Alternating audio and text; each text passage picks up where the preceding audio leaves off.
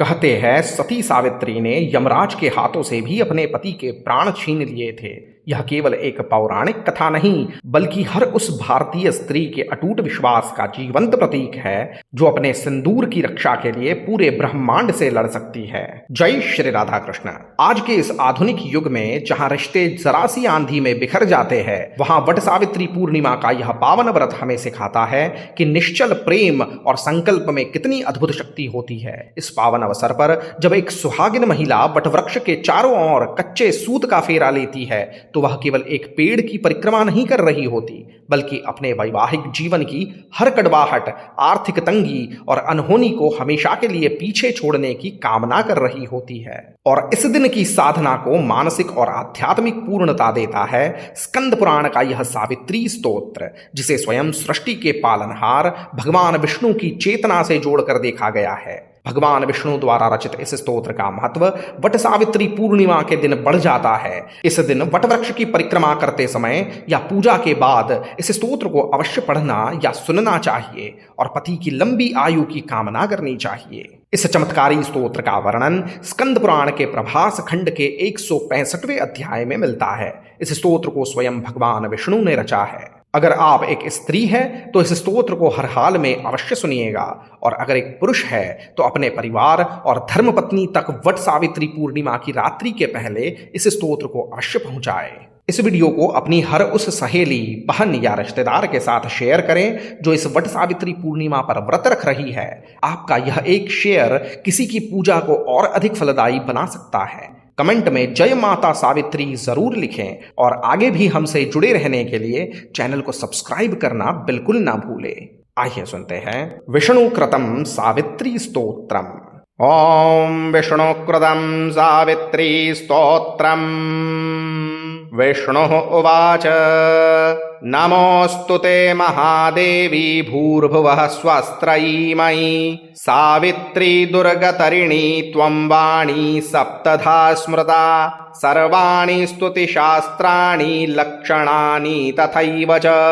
भविष्याः सर्वशास्त्राणां त्वं तु देवी नमोऽस्तु ते श्वेता त्वं श्वेतरूपासि शशाङ्केन समानना शशिरश्मि प्रकाशेन हरिणो रसिराजसे दिव्यकुण्डलपूर्णाभ्यां श्रवणाभ्यां विभूषिता त्वं सिद्धिस्त्वं तथा हृद्धिः कीर्तिः श्रीः सन्ततिर्मतिः सन्ध्या रात्रिः प्रभातस्त्वं कालरात्रिस्त्वमेव च कर्षुकाणां यथा सीता भूतानां धारिणी तथा। विष्णुः उवाच नमोऽस्तु ते महादेवी भूर्भुवः स्वस्त्रयीमयी सावित्री दुर्गतरिणी त्वं वाणी सप्तधा स्मृता सर्वाणि स्तुतिशास्त्राणि लक्षणानि तथैव च भविष्याः सर्वशास्त्राणां त्वं तु देवी नमोऽस्तु ते श्वेता त्वं श्वेतरूपासि शशाङ्केन समानना शशिरश्मि प्रकाशेन हरिणो रसिराजसे दिव्यकुण्डलपूर्णाभ्यां श्रवणाभ्यां विभूषिता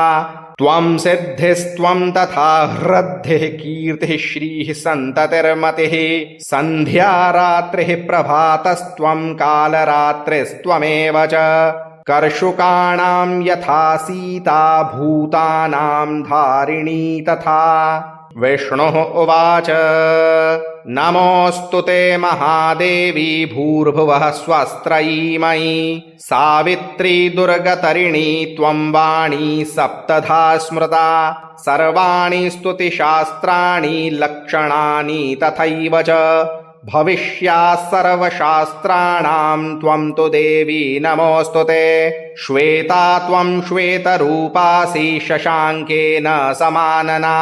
शशिरश्मि प्रकाशेन हरिणो रसिराजसे दिव्यकुण्डलपूर्णाभ्यां श्रवणाभ्यां विभूषिता त्वं सिद्धिस्त्वं तथा हृद्धिः कीर्तिः श्रीः सन्ततिर्मतिः सन्ध्या रात्रिः प्रभातस्त्वं कालरात्रिस्त्वमेव च कर्षुकाणां यथा सीता भूतानां धारिणी तथा। विष्णुः उवाच नमोऽस्तु ते महादेवी भूर्भुवः स्वस्त्रयीमयी सावित्री दुर्गतरिणी त्वं वाणी सप्तधा स्मृता सर्वाणि स्तुतिशास्त्राणि लक्षणानि तथैव च भविष्याः सर्वशास्त्राणां त्वं तु देवी नमोऽस्तु ते श्वेता त्वं श्वेतरूपासि शशाङ्केन समानना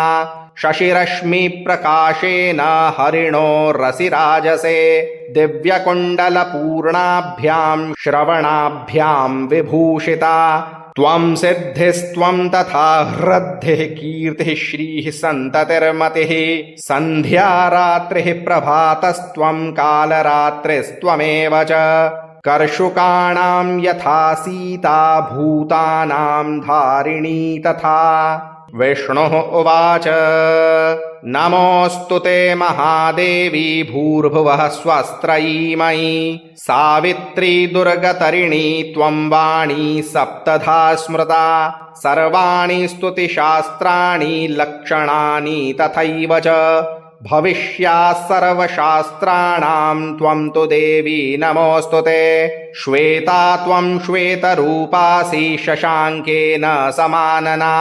शशिरश्मिप्रकाशेन हरिणोरसिराजसे दिव्यकुण्डलपूर्णाभ्यां श्रवणाभ्यां विभूषिता त्वं सिद्धिस्त्वं तथा हृद्धिः कीर्तिः श्रीः सन्ततिर्मतिः सन्ध्या रात्रिः प्रभातस्त्वं कालरात्रिस्त्वमेव च कर्षुकाणां यथा सीता भूतानां धारिणी तथा विष्णुः उवाच नमोऽस्तु ते महादेवी भूर्भुवः स्वस्त्रयीमयी सावित्री दुर्गतरिणी त्वं वाणी सप्तधा स्मृता सर्वाणि स्तुतिशास्त्राणि लक्षणानि तथैव च भविष्याः सर्वशास्त्राणां त्वं तु देवी नमोऽस्तु ते श्वेता त्वं श्वेतरूपासि शशाङ्केन समानना शशिरश्मिप्रकाशेन हरिणोरसिराजसे दिव्यकुण्डलपूर्णाभ्यां श्रवणाभ्यां विभूषिता त्वं सिद्धिस्त्वं तथा हृद्धिः कीर्तिः श्रीः सन्ततिर्मतिः सन्ध्या रात्रिः प्रभातस्त्वं कालरात्रिस्त्वमेव च कर्षुकाणां यथा सीता भूतानां धारिणी तथा विष्णुः उवाच नमोऽस्तु ते महादेवी भूर्भुवः स्वस्त्रयीमयी सावित्री दुर्गतरिणी त्वं वाणी सप्तधा स्मृता सर्वाणि स्तुतिशास्त्राणि लक्षणानि तथैव च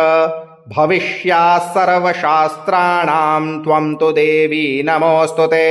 श्वेता त्वं श्वेतरूपासि शशाङ्केन समानना शशिरश्मिप्रकाशेन हरिणोरसिराजसे दिव्यकुण्डलपूर्णाभ्यां श्रवणाभ्यां विभूषिता त्वं सिद्धिस्त्वं तथा हृद्धिः कीर्तिः श्रीः सन्ततिर्मतिः सन्ध्या रात्रिः प्रभातस्त्वं कालरात्रिस्त्वमेव च कर्षुकाणां यथा सीता भूतानां धारिणी तथा ॐ श्री स्कंदपुराणे प्रभासखण्डे विष्णुकृतं सावित्री स्तोत्रम्।